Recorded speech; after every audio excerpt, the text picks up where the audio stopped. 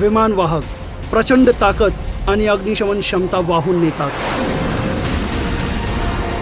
त्यातील लढाऊ घटक हे विमानवाहक विमानांसह आमच्या सागरी क्षेत्रात एक गेम चेंजर ठरले आणि कायम ठरतील.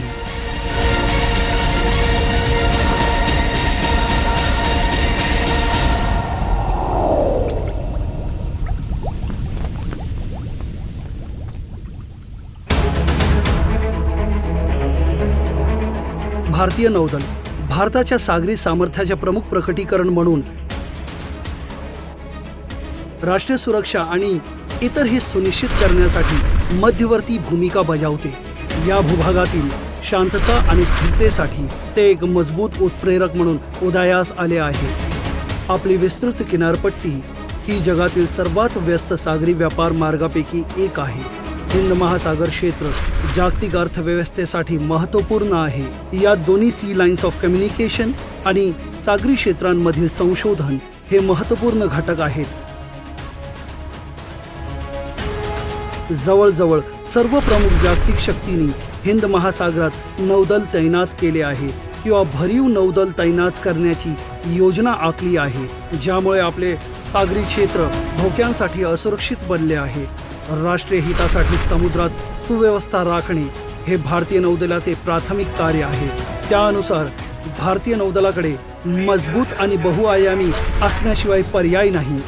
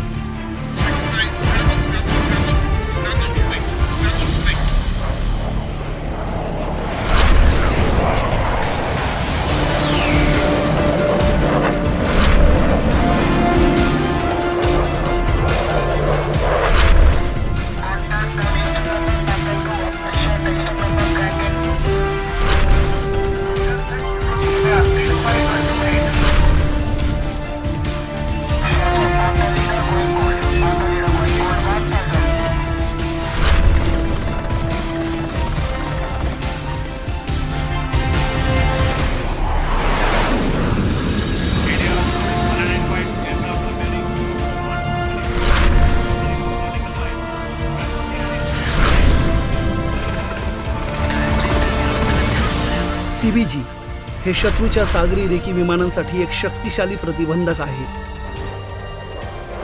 ते प्रतिस्पर्धाला विश्वसनीय मॅरीटाईम डोमेन अवेअरनेस विकसित करण्यापासून प्रतिबंधित करते. यामुळे लक्ष्यीकरण माहिती गोळा करण्याची त्यांची क्षमता देखील कमी होते. कॅरियर बॅटल ग्रुप प्रचंड चपळ असतात. ते 24 तासात 1000 किलोमीटरपर्यंत स्थलांतर करू शकतात. 400 किलोमीटरहून अधिक क्षेत्र नेस्तनाबूत करू शकतात. थोड्याच वेळात नवीन थिएटर ऑपरेशनमध्ये स्थलांतरित केले जाऊ शकतात. विमानवाहू वाहक कठोर लक्ष्य आहेत. हे त्यांच्या एस्कॉर्ट फोर्समुळे त्यांच्या अंतर्निहित गतिशीलता आणि शक्तीच्या एकाग्रतेमुळे आहे. म्हणूनच किनाऱ्यावर आधारित एअरफील्डपेक्षा ते शत्रूच्या हल्ल्यांपासून खूपच कमी असुरक्षित आहेत.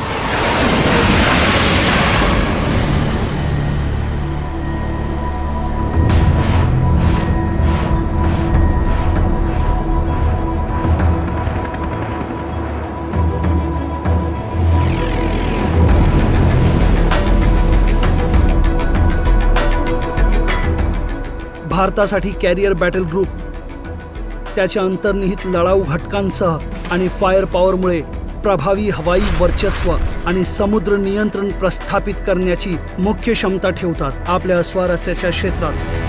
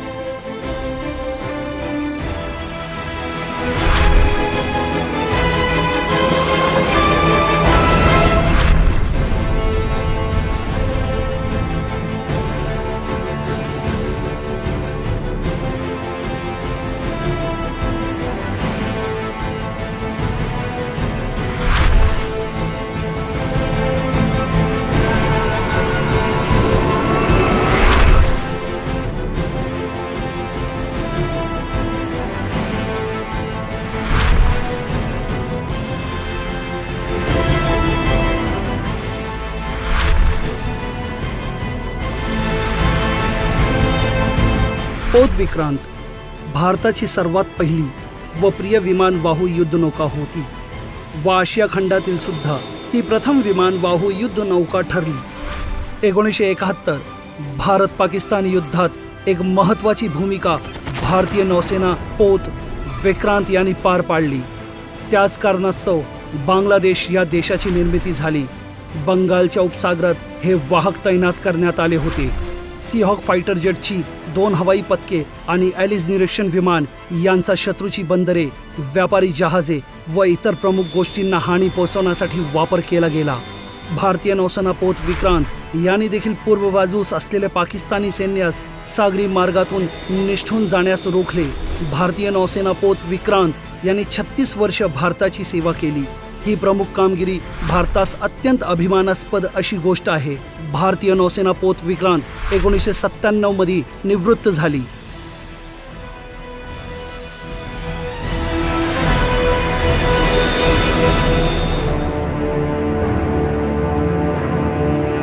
भारतीय नौसेना पोत विराट हे भारताचे दुसरे विमानवाहू जहाज. हे एक short take off and vertical landing carrier और स्टोल या जहाजाने भारतीय नौदलाच्या सेवेतून 1987 मध्ये रुजू होऊन तिथून पुढील 3 दशकात उत्तम कामगिरी बजावली.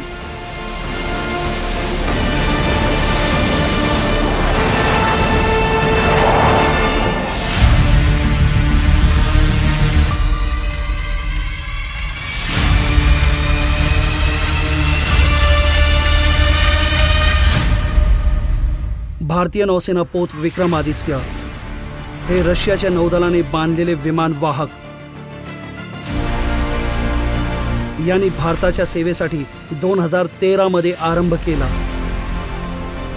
भारतासाठी ही अत्यंत अभिमानास्पद गोष्ट ठरली.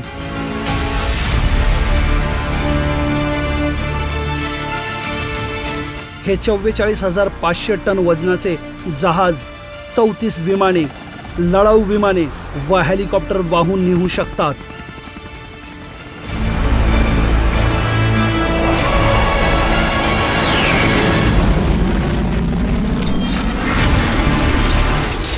It has been refitted for a short takeoff but arrested recovery or stow bar configuration. हे उत्तर प्रक्षेपण आणि पुनःप्राप्ती क्षमता प्रदान करू शकतात.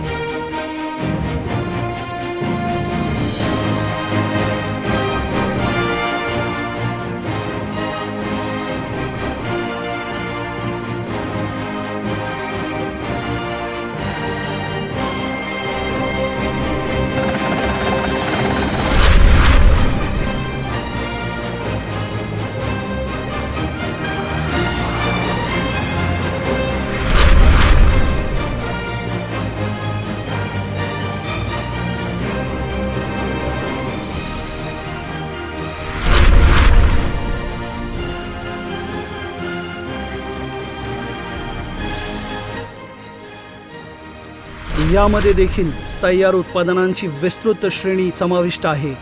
या निर्मिती दरम्यान दररोज जवळजवळ 2000 कामगार IAC-1 बोर्डावर कार्यरत होते, या कार्यात सक्रिय होते.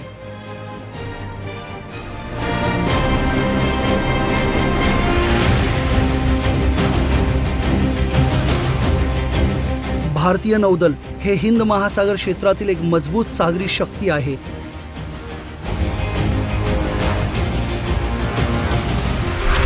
आणि नौदलाचे विमानवाहू युद्धनौका गट हे या संकल्पनेत मध्यवर्ती राहते, संकल्पनेतील एक अविभाज्य घटक आहे. वाहक लढाऊ गटाचा करियर बॅटल ग्रुप हा घटक अत्यंत आक्षेपार्ह शक्ती आणतो.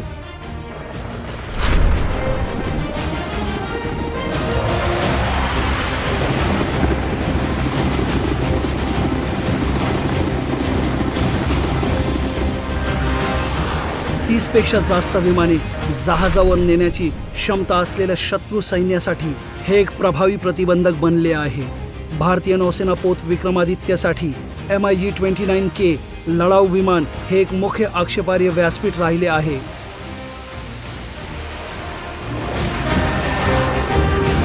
ते भारतीय नौदलाच्या फ्लीट एअर डिफेन्ससाठी तसेच सागरी आणि किनारपट्ट्यांवरील हल्ला करण्याच्या क्षमतेसाठी क्वांटम जंप देतात. हिंद महासागर क्षेत्रांमधील विद्यमान आणि भविष्यातील आव्हानांना तोंड देण्यासाठी किमान 2 कॅरियर बॅटल ग्रुप्स, समवर्ती परिचालन उपलब्धता ही नौदलाची प्रमुख गरजांपैकी एक आहे. इंडिजिनियस एअरक्राफ्ट कॅरियर विक्रांतसह आपण आता